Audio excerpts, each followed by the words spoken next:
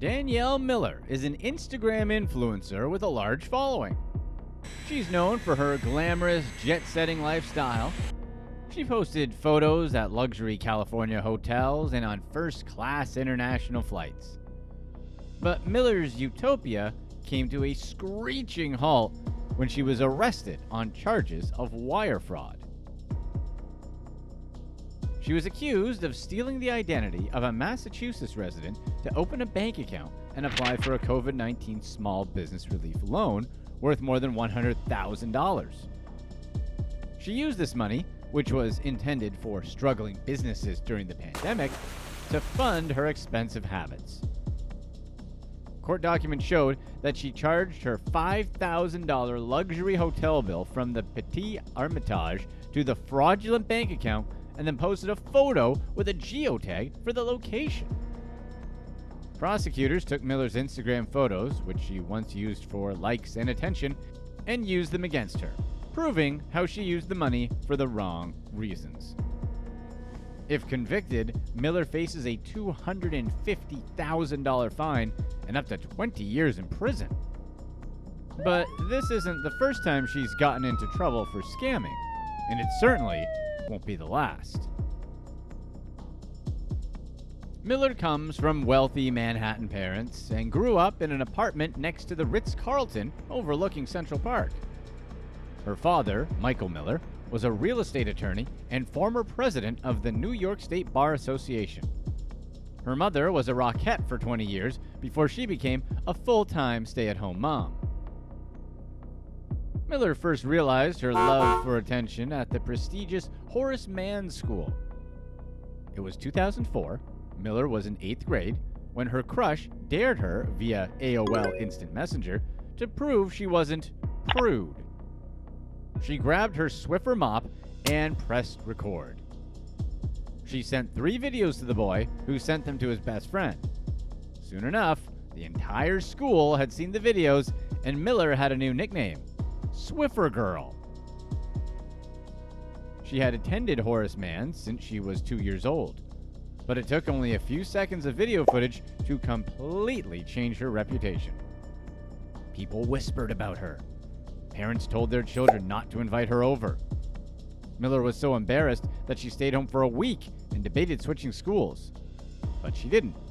By 9th grade, Miller decided to ditch her nice, quiet girl identity and embrace her new reputation. She got a fake ID and started drinking and partying. Miller remembers herself as Horace Mann's it girl. For her Sweet 16, her parents threw her a huge party and hired a Rod Stewart impersonator to sing Hot Legs. Miller's friends said she tried to pass him off as the real Rod Stewart, which she denies. Another friend claimed Miller lied about her father owning their apartment building. Her friends quickly caught on to her constant lies. Miller even admitted it, and this was just the beginning. Desperate to escape the reputation that followed her through high school, she moved across the country for college, enrolling at Arizona State University. When she told people she went to Horace Mann, they asked if she knew Swiffer Girl. A fraternity brother told the entire school about her in a university-wide email. Someone shoved a letter under her dorm room door saying that they knew about her past. She graduated from ASU in 2012 and moved to Los Angeles, living at the Hollywood Roosevelt Hotel in a pool cabana suite and working various PR jobs. She started dating a rich DJ and mingling with celebrities like Paris Hilton, David Arquette, Pharrell, and Skrillex. By 2013, Miller found herself with a new group of friends, including socialite Quentin Esme Brown. Brown climbed up the fame ladder herself, marrying reality TV star P.C. Peterson, the grandson of the founder of the private equity firm Blackstone. At their Las Vegas wedding, Tiffany Trump was their flower girl. One day, Brown got an angry phone call from her mother about a $20,000 credit card bill. Brown went to the bank and asked them to print out all of the checks written from her account in the past month. 5 of the checks were made out to Danielle Miller. Brown's mother called Miller's father, who cut her off from any further financial support and returned her leased Mercedes to the dealership. Still, she continued spending wildly on designer bags and expensive dinners. Hoping to get her life back on track, Miller applied and was accepted to Pepperdine University Law School in 2016. The summer after her first year, she moved to New York City, where she secured an internship with a family friend and New York Justice. She was good at the job, but continued her spending habits. habits. She used her stolen credit card information to go to the Body Factory salon on the Upper West Side. When the credit card was reported twice for fraud, the spa noticed. When she went back to New York for Thanksgiving and booked an appointment at the spa, she was met by the police. She was charged with identity theft and grand larceny. Miller tried to sweet-talk the arresting officer, saying that her father is the head of the bar association. She was interning for a judge, and she hadn't even made the appointments herself. Her assistant did. It didn't work. Her connections did help at court, but her law career was put on hold. At this point, her father said that he didn't want any contact with his daughter anymore. Her mother said she still wanted a relationship, but cut her off soon after. In California, Miller met Mackenzie Day, a model with Marine veteran working in marketing. He saw Miller's potential as a clever marketer and decided to launch a PR firm together. Day thought Miller's father was financially supporting her the whole time. When Day wanted to end the relationship, Miller tried to stop him by saying she was suicidal. Day called the police, who brought her to the hospital for a psychiatric evaluation. He was able to get into her email account and discovered that she opened several credit cards and took out business loans in his name. Miller denied the loans and insisted that she and Day took out the credit cards together. She stole nearly $200,000 from him and their friend. To this day, Miller continues to deny it. After serving as a Marine in 2 wars, Day still calls his experience with Miller one of the most insane he's ever had. A few months later, she was arrested at the San Diego-Mexico border after a birthday trip with friends. She missed a court appearance in New York for the fraudulent spa charges and was picked up on a warrant. She pleaded guilty and was sentenced to a year at Rikers Island. At Rikers, she met Sierra Blast, another scammer who was in jail for violating parole after being convicted of identity theft. Blast was first arrested at Bergdorf Goodman in 2015 for stealing people's credit card information to go on a $20,000 shopping spree. Miller and Blast became fast friends in jail. In 2020, when Miller ran into Blast at a restaurant in Manhattan's Upper East Side, they devised a plan. Miller would be the trapper and take on the persona of a stolen identity, while Blast did more of the behind-the-scenes work. During COVID, they flew to Miami and rented a 2-bedroom apartment. They went on joyrides and Rolls Royces and shopping sprees at Balmain and Gucci. That spring, when stores started opening again, Miller tried to withdraw $8,000 from a woman's bank account, which triggered Chase Bank call 911. Miller and Blast were arrested in possession with 3 fake driver's licenses and credit cards, 6 cell phones, and $25,000 cash. They pleaded not guilty. Miller went back to prison for the 2nd time that year. Blast bailed Miller out of jail, and she quickly got to work on a new scam. This time, she targeted the federal government. She hacked into the Massachusetts Registry of Motor Vehicles to steal 27 identities. Then she used people's information to apply for 10 loans from the Small Business Association, including the Economic Injury Disaster Loan. Several applications were denied, but one of them was successful. Federal government deposited $125,000 into a bank account Miller opened in another person's name. Over the next 8 months, Miller received 4 more loans worth nearly $1 million.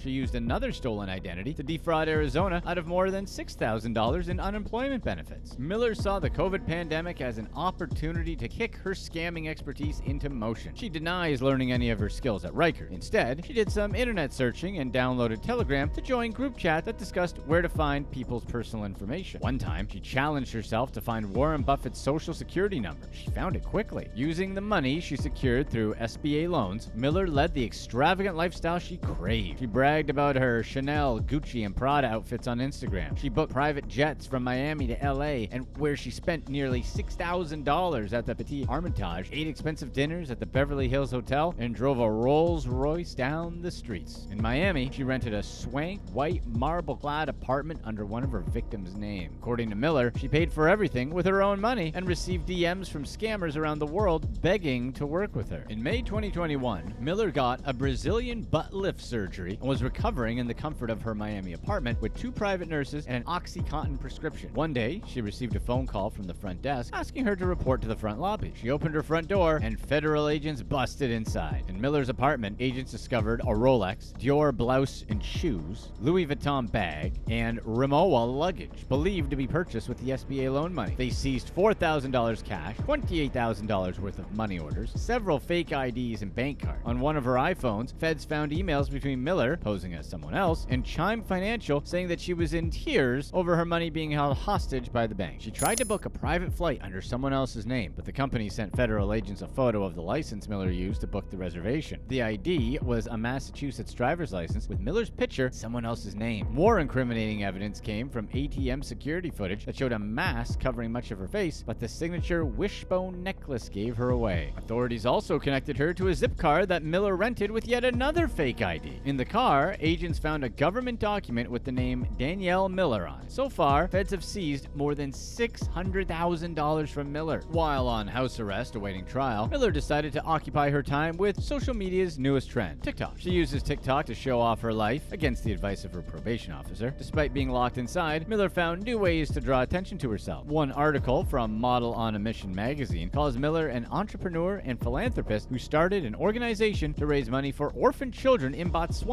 and supports Miley Cyrus's Happy Hippie Foundation and Pepperdine's Micro Enterprise Program. But this article, which is full of praise, is likely a paid post written by Miller herself. Unknown to many of her TikTok subscribers and magazine readers, Miller is actually sitting at home all day with a bulky black tracking monitor on her ankle. In May 2021, Danielle was arrested and indicted on 3 counts of wire fraud and 2 counts of aggravated identity theft. Each charge of wire fraud carries a possible 20-year prison sentence, 3 years of supervised release, and a $250,000 fine. The aggravated identity theft charges each carry a mandatory 2-year prison sentence, 1 year of supervised release, and a $250,000 fine. She pleaded not guilty to all charges. Despite all of her scamming, Miller seems to be in dire need of cash. She posted on Facebook about an open room in her Greenwich Village 3-bedroom apartment for $1,200 per month. She offered to lease the place on a month-to-month basis with no credit or background check required. But instead of being intrigued by the beautiful apartment, commenters seem to be more interested in the opportunity to live with scammer extraordinaire and Swiffer Girl, the Danielle Miller. In late October of 2022, Danielle was sentenced to 5 years in prison for a separate charge of bank fraud in Florida. Her case was heard in the 12th Judicial Circuit Court in Sarasota, where Judge Thomas Krug gave her the max sentence. She still faces trial in late November of 2022 for her pandemic loan-related charges. Click to watch one of these next videos. Let us know in the comments section if you were given the option to get $5 million, but you're on the run for the rest of your life, would you take it?